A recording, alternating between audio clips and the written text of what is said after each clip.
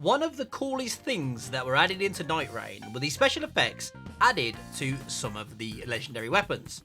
Bit of a tangent session, but if they aren't added in Tarnish Edition, because they now exist in what I assume is the same engine as Elden Ring, I will be very disappointed. And with these special effects, essentially when you do certain moves, there is a bullet that comes from the weapon and deals extra damage. Like for example, the Sacred Relic sword, Albinaurics hate to see it coming, you get a Holy Beam when you charge the R2 and it does a substantial amount of damage. Or you have things like the Dragon's Cragblade, and when you do a jumping attack, essentially you form an electrical cloud and that does extra damage. So, I was made aware the other day that basically the Balancer Relics are even more helpful and more powerful than we initially thought, because any of the skill attack power-ups boost this special effect. Now, unfortunately, this doesn't happen with every one of the legendary weapons, so I've compiled a list of the skills or special effects, for the want of a better word, that get buffed by using the skill attack power-up. Now, we'll go in order of what we'd find them in the training ground, so this is in no particular order. First up, we have the Sword of Night and Flame. Now, this doesn't have any kind of extra bullet that comes off the weapon when doing the specific movements, but it does imbue the weapon with the element that you've used. Like for the R1, you get the extra magic damage, and the R2, you get the fire. Honestly, in terms of the legendary weapon, it's kind of lackluster in terms of the special effects. But anyway, this one doesn't get buffed. Next up, we have the Marais Executioner's Sword. Now again, there's not really anything to show you with this one, because this one doesn't have a bullet on the end of the weapon. Essentially, when you use this legendary weapon, every time you kill an enemy, you get an attack power-up applied to your Nightfarer. Next up on the list, we have the Blasphemous Blade. Now again, this doesn't have a bullet on the R2 or the R1 or any other of the attacks. Essentially, when you use the L2 of this weapon, you get health recovery back. Unfortunately, this health recovery isn't boosted by the skill attack power-up. So although you'll get more damage on the L2, you don't get more HP recovery just because your L2 skill is stronger. Next up, we have the GOG, the Golden Order Greatsword. And yes, this does have a bullet.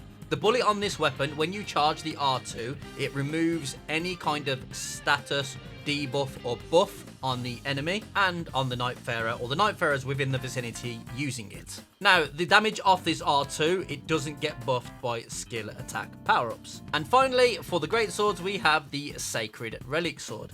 Yes, this does have a bullet, and yes, this does get buffed by skill attack power-ups. So when you charge the R2, the more skill attack power-ups you have in your inventory, or if you're running the Balancer Relics, the R2 and the bullet will do more damage than it would if you didn't have any skill attack power-ups on. Moving on, we're looking at Colossal Swords. First up, we have the Grafted Blade Greatsword. Unfortunately, this doesn't have any kind of bullet on any of the attacks. Essentially, when you use this sword to kill an enemy, or you have this sword equipped whilst an enemy dies, you get a stat boost. You can also use the L2 to boost your stats even further. I think it's by 5 each stat. This doesn't get buffed by skill attack power-up. Next up, we have one of my favourite weapons in the game, and that is the Ruins Greatsword. Now, this does have an earthquake, a gravity earthquake, I guess we'll call it, on the charged R2. So it is a bullet, it is a special effect, but unfortunately, this does not get buffed by having skill attack power-up equipped. Next up, we have the Starscourge Greatsword, or Radahns Greatsword, as you probably well know it. On the R1, this has a special effect, a gravity effect that does a shit ton of damage. Now, the Radahns Greatsword is an initial standards dream because of how easy you can block cancel the R1s. You can keep spamming it, and you do insane amounts of damage.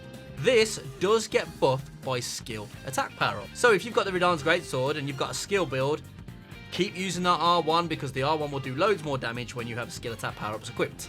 And finally, a lot of Kevin's favourite weapons, we have the Maliketh's Black Blade. This has an effect on the attacks. Essentially, when you use the weapon, your attacks will deal lingering damage like they've been hit with the Black Flame, because, well, the weapon is a Black Flame weapon, I guess. Now, the Black Flame damage doesn't get buffed by skill attack power-up, but this does have a very unique, I want to call it a bug, it's probably a bug, that essentially, when you use the weapon with Wilder, if you have it in your left hand and you grapple into an enemy, you will get the Black Flame lingering damage. Now, it's not worth using because the damage is minuscule and it doesn't happen in the right hand, which is really weird. So it's probably a bug. Personally, I don't ever see myself using it in any kind of scenario, but yeah, this weapon, the skill, the special effect, doesn't get buffed by skill attack power-ups. Moving on, we're looking at the Heavy Thrusting Sword. Now, there is only one legendary in this category, and it's one of my favourite weapons, and it comes from arguably the greatest boss in Elden Ring history. You guessed it, we have the Dragon King's Cragblade. Now, this weapon does have a special effect. Essentially, when you use the jumping R2, you turn into like a red electrical storm cloud and you deal extra damage. Most people don't know this, but it also works on the power stance moveset. So if you do a jumping R1, you get the same special effect.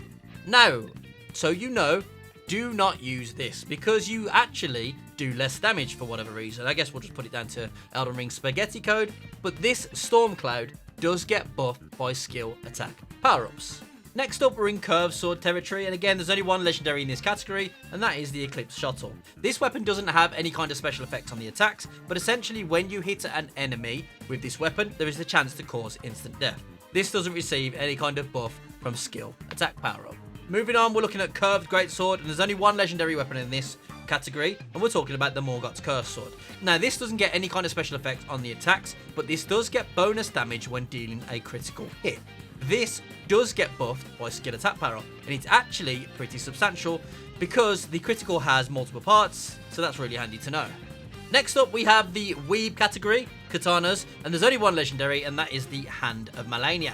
Now, again, this doesn't have any kind of special effect on the attacks, but essentially, when you take damage, if you hit the enemy back in a timely manner, you get a portion of that health back.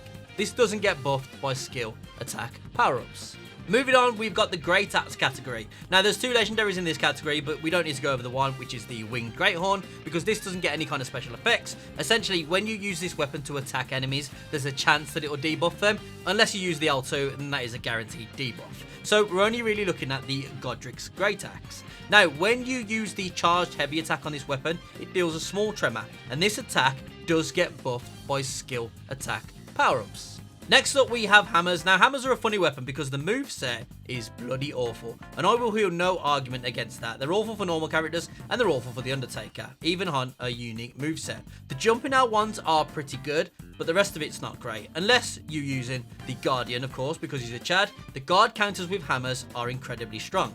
Now, yapping aside, we're looking at Marika's Marika's hammer. Sorry about that. Now, this weapon does have a special effect on the charged R2, but unfortunately, this does not get buffed by skill attack power-up. Next up, we have flails, another weapon class that is notoriously bad. Now, in this category, we only have one legendary, and that is the Bastard Stars. I'm a bastard.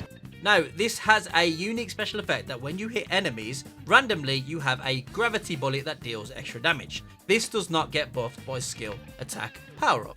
Next up, we have Great Hammers, and this is a power stancing class's dream, especially on the Undertaker, but we only have one legendary in this category, and that is the Devourer Scepter. This has a special effect that when you kill an enemy, or an enemy dies whilst you're holding the weapon, you get health back. This does not get buffed by skill attack power-up. Moving on, we have Colossal Weapons. Now, there's only one Colossal Weapon legendary in this category, and that is the Axe of Chadfrey. This has a unique special effect that it buffs your attack power when using the Charged Heavy. This does not get buffed by skill attack power-up.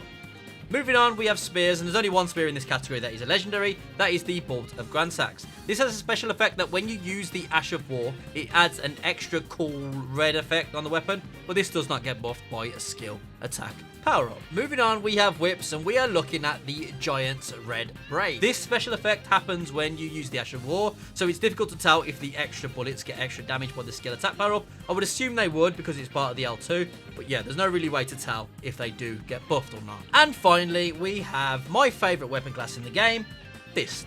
Only one in this category, which is the Grafted Dragon, and also like the Morgott's Cursed Sword, when using this weapon to take a riposte, you get extra damage on the critical hit. This, like the Morgott's Cursed Sword, does get buffed by having skill attack power-ups. So, gamers, we've gone over the special effects for every legendary weapon. Hopefully, you've learned something from this. Hopefully, you'll take something away. You know, when you're looking at weapons, if you get certain legendaries and you've got a certain build that you're running, you might actually end up doing more damage than you thought because, well, now you have the information of skill attack power-ups. As always, if you found this video helpful, feel free to drop a sub. It does help a brother out massively. Stay safe. Catch you on the next one. Big love. Peace. Yeah, don't stand in the cloud, Mike, yeah? And get poisoned. Rotted, rather. Are we doing alright so far? Not a single bit of shield used. Step 5, by the way. No, I don't think I've ever really... Oh, no, wrap it up, bro. Like, how do you get hit? Like, you got a million iframes on everything. You know what I don't think I've ever realised? How beautiful the soundtrack is for Greg. Alright, GG. Very fun. I had a Kakar and I didn't get to use it. Very sad. Big Sag. GG, everyone. I love playing me some Guardian. When people let me play Guardian in Depth 5, of course, when they don't leave. GG's.